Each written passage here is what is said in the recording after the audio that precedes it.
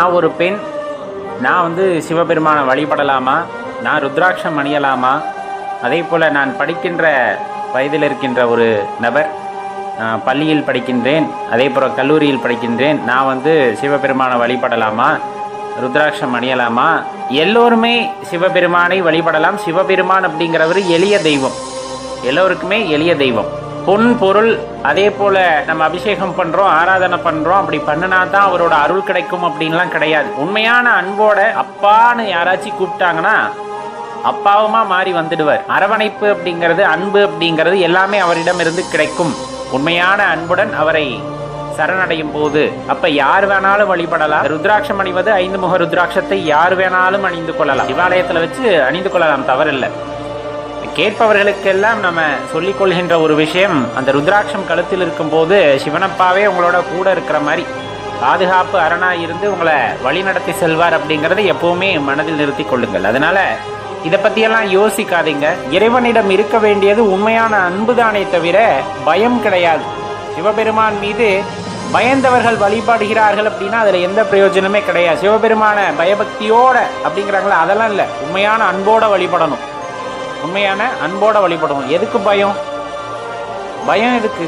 அப்பாட்ட யாராச்சும் என்ன நம்ம தவறு செஞ்சோன்னா பயப்படலாம். உண்மையான அன்பு செலுத்துவதற்கு பயம் அப்படிங்கிறது தேவையில்லையே. நம்ம செய்ததின் கர்மத்தின் பலனாக இந்த பிறவிகளை எடுத்திருக்கிறோம். அதில் என்ன நடக்க வேண்டும் இருக்கிறதோ அது கண்டிப்பாக நடக்கும். ஆனால் இதையெல்லாம் மீறி இறைவனை சரணடையும் போது நம்முள் இருக்கின்ற அகந்தையை, நம்முள் இருக்கின்ற பிரச்சனைகளை எல்லாம் தீர்ப்பது இறைவனாக இருக்கின்றார், சிவபெருமானாக இருக்கின்றார். அப்ப இந்த மாதிரி கேள்விகள் மனதில் எழவே கூடாது. யாராக இருந்தாலும் சிவபெருமானை வழிபடலாம். அதுலேயும் குறிப்பாக பார்த்தீங்க அப்படின்னா இந்த விபூதி வைக்கிறது அப்படிங்கிறது, எங்கேயாச்சும் தீட்டு வீட்டுக்கு போயிட்டோம் அல்லது மயானத்துக்கு போயிட்டோம், அந்த மாதிரி இடங்களுக்கெல்லாம் போயிட்டோம், இந்த விபூதியை தரித்து கொள்ளலாமா அப்படின்னு கேட்குறாங்க. ரொம்ப தெளிவான விஷயம்.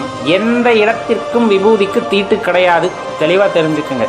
எந்த இடத்திலும், ஏன்னா உங்களுக்கு தெரியும், இப்போ நம்ம ஒரு உடலிலிருந்து அந்த உயிர் பிரிந்து விடுகிறது அப்படின்னா அந்த உடலையே சிவமாக பாவித்து நெத்தி நிறைய திருநீர் பட்டை போட்டு நம்ம பூஜை புனஸ்காரங்கள் எல்லாம் பண்ணி தான் அவங்களுக்கு உரிய மரியாதையை செலுத்தி, அந்த உடலுக்கான மரியாதையை செலுத்தி தான் கொண்டு போய் அடக்கம் செய்கிறார். அப்ப அந்த இடத்திலேயே தெரிந்து கொள்ள வேண்டும், இறைவன் சுடலை பொடி பூசிதான் ஆடுகின்றார், சுடலை பொடி பூசிதான் ஆடுகின்றார். அப்ப அந்த சுடலை பொடிக்கு மகத்துவம் அதிகம். அதை எந்த நேரத்திலும் தரித்து கொள்ளலாம், எந்த நேரத்திலும் தரித்து கொள்ளலாம். புனிதம். அந்த சுடலை பொடி, அந்த திருநீரை எடுத்து பூசும் போது ஏற்படுகின்ற மகிழ்ச்சி அலாதியானது, அதை சொல்லில் மாளாது.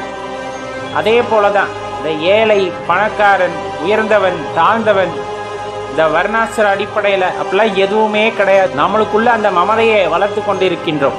நான் வழிபடுவதற்கு உரியவன் அல்லது நான் வழிபட்டால் தான் இறைவன் ஏற்றுக்கொள்வார். பணம் இருக்குன்னு நான் கோயிலுக்கு செய்கிறேன், எனக்கு அருள் பெருசாக கிடையவே கிடையாது. தெளிவாக தெரிஞ்சுக்குங்க. இது ஒன்றும் பண்டமாற்று முறை இல்லை. நான் கோயிலில் அதை செஞ்சு அதனால் இறைவன் எனக்கு இது செஞ்சார், அப்படியெல்லாம் கிடையவே கிடையாது.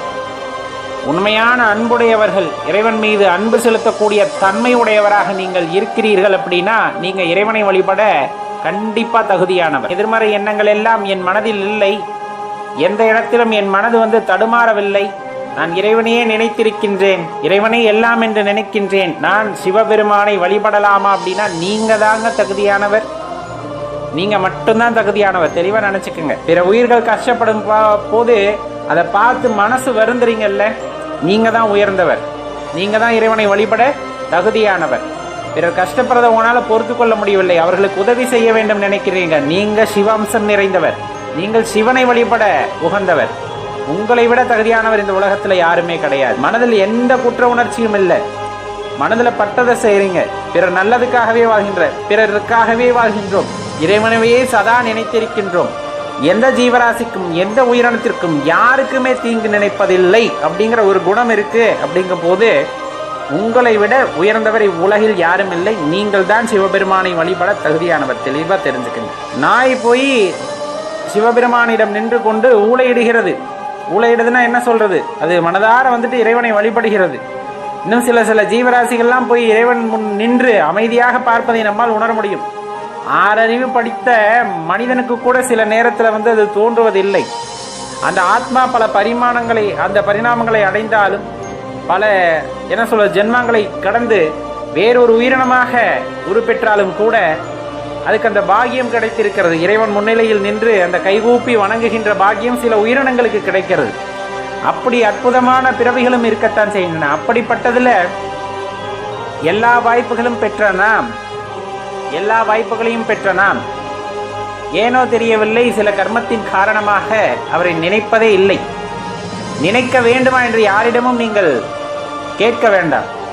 யார்கிட்டையும் நீங்க போய் அந்த கருத்து கேட்க வேண்டாம். உங்கள் மனதிற்கு தோன்றுகிறதா? உங்கள் மனது தெளிவாக இருக்கிறதா? சிவபெருமானை வழிபட வேண்டும் என்ற எண்ணம் உங்கள் மனதில் தோன்றிவிட்டால் யாரிடமும் எதுவும் கேட்க வேண்டாம். சிவாலயத்திற்கு செல்லுங்கள், அமைதியாக உட்கார்ந்து தியானம் செய்யுங்கள், ஐயனை பிரார்த்தனை செய்யுங்கள். அவர் உங்களுக்கான வழியை காட்டுவார். உங்கள் உடனே இருந்து, உங்கள் அருகிலே இருந்து வழிகாட்டுவார். அதுதான் அந்த இடத்துல ரொம்ப தெளிவாக தெரிந்து கொள்ள வேண்டிய விஷயம். அதனால இறைவனை வழிபடுவது அப்படிங்கிறதே பெரிய விஷயம். இந்த பிரபஞ்சத்துல ஏதோ ஒரு மூலையில் இருக்கின்ற இந்த பூமியில ஏதோ ஒரு உயிரினமாக பிறந்து நம்மளோட வாழ்க்கையை கழித்து விடாமல் அற்புதமாக யோசிக்கின்ற அந்த ஆற்றலை கொடுத்து மனித பிறவியை கொடுத்த அந்த இறைவனை, யார் நம்மளுக்கு அப்படிப்பட்ட அறிவை கொடுத்ததுன்னா இறைவன். அந்த அறிவின் மூலமாகவே அந்த இறைவனை அறிந்து கொள்ள முற்படுகின்ற போது கண்டிப்பா அது ரொம்ப அற்புதமானதாக இருக்கும் அப்படிங்கிறத தெரிந்து கொள்ளுங்கள்.